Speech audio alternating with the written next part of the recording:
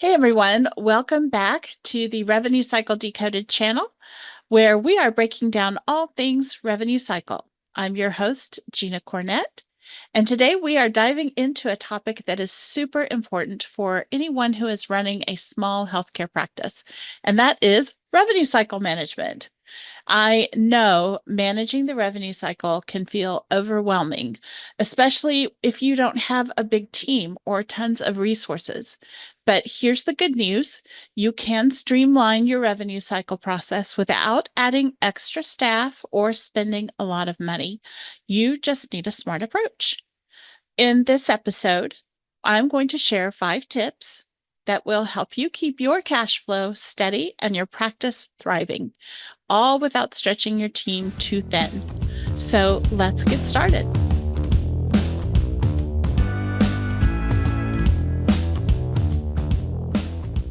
First up, let's talk about charge capture.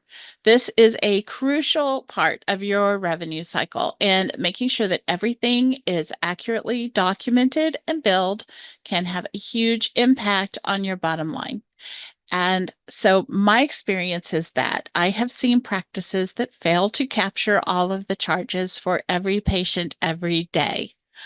And when I have looked and audited or reviewed the charge capture, I will find lots of things that are missing. And guess what that equals? Missing revenue. So you don't have to have more staff necessarily to follow up on your charge capture process. Just train your current team to review how your services are documented and billed. And especially when you have new staff coming on, you want them to understand the codes that are most frequently billed in your practice and how they are used. So a standardized super bill or charge capture process in your practice, and then reconciling those charges daily to ensure that every patient has a charge and that each patient's charges were captured correctly is super important. If you are using super bills, you want to review them against what is entered in your practice management system for their charges. And if you're not using super bills, then you want to have a process to compare the charges that were entered to your calendar for the day so that you can ensure every patient had a charge. Okay, that way we don't miss anything and we make sure things were billed correctly. And then you'll want to perform a quick audit every now and then just to make sure that your staff is catching common errors and any mischarges. Make sure that you are billing for all of the services that you provided.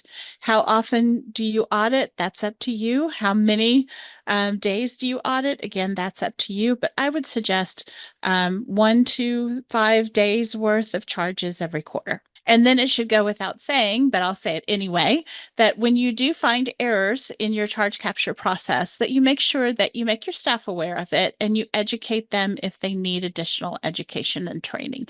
And ensure, again, that that reconciliation process is taking place daily. So next, tracking key metrics. It's really important to track how you are doing against your own benchmarks and against industry benchmarks as well.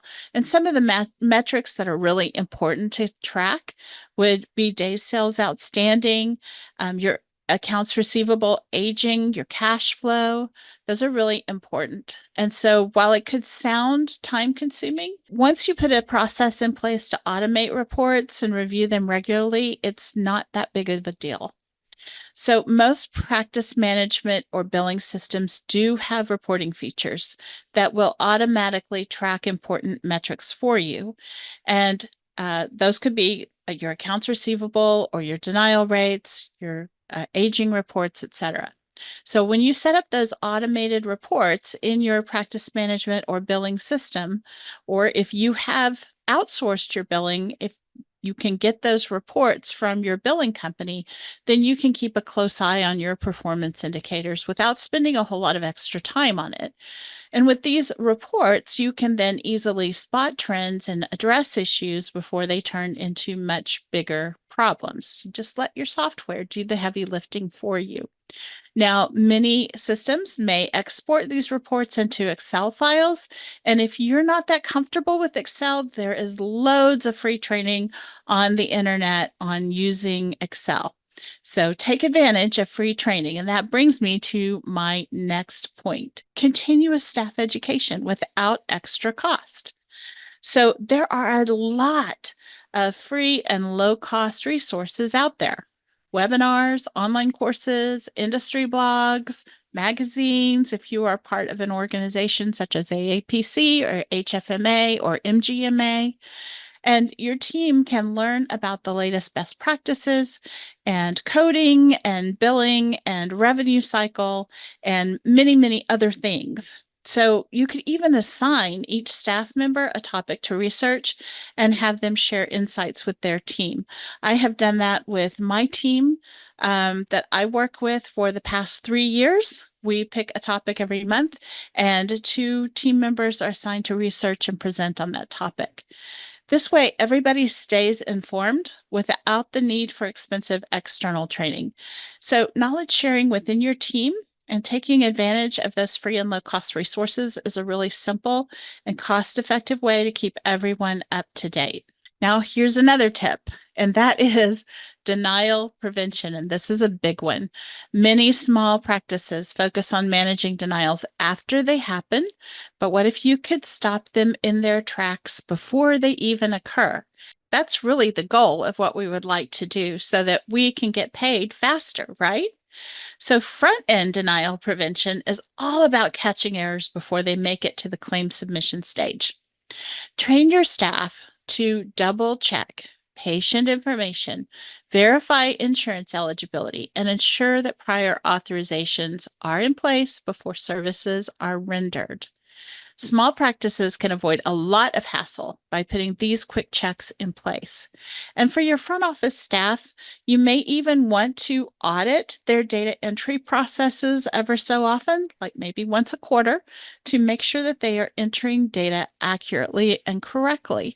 And watch them. Are they asking your patients if their insurance or demographic information has changed? And are they capturing that, if it has, in your practice management software?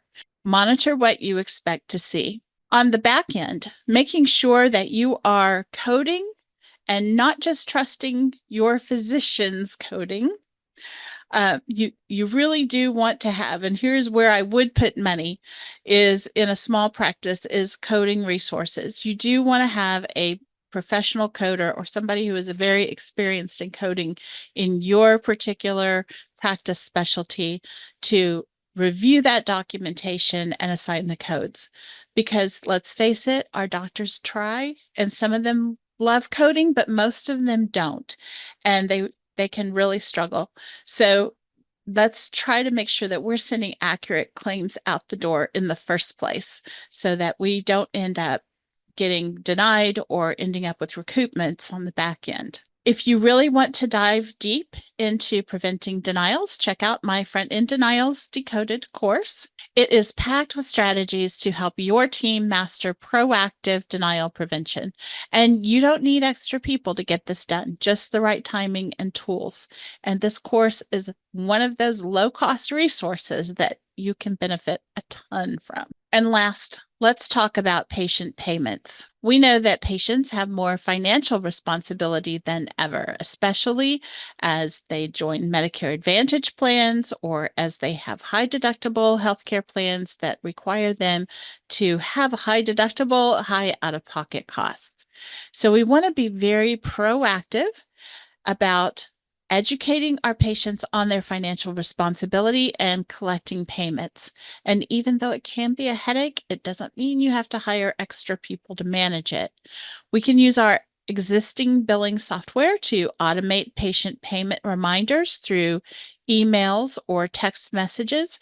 Many systems will allow you to set up flexible payment options or payment plans. And we really want to make it as easy as possible for our patients to pay. So if you can offer online payment options, and let's face it, more and more patients want to just click and pay. They don't want to have to lick a stamp and put an envelope in the mail. They'd rather pay from their phone, pay from their computer, make it easy, make it quick. So offering those online payment options and automated reminders really can help you collect those payments faster, which improves your cash flow and reduces the burden on your staff, all without having to hire anybody else. And that's it. With these 5 tips, you can streamline your revenue cycle management without needing more resources or more personnel. By optimizing your charge capture, using built-in software tools for tracking metrics, focusing on front-end denial prevention, continuously educating your staff using free or low-cost resources, and engaging with patients through automated payment options, you'll keep your small practice running smoothly. If you found these tips helpful, please make sure to give this video a thumbs up and subscribe to the channel for more insights on revenue cycle management and healthcare finance. And if you want to take your denial prevention skills to the next level, then don't forget to check out my Front-End Denials Decoded course, which is linked in the description below. Thanks for watching. I'll see you in the next video. Peace out.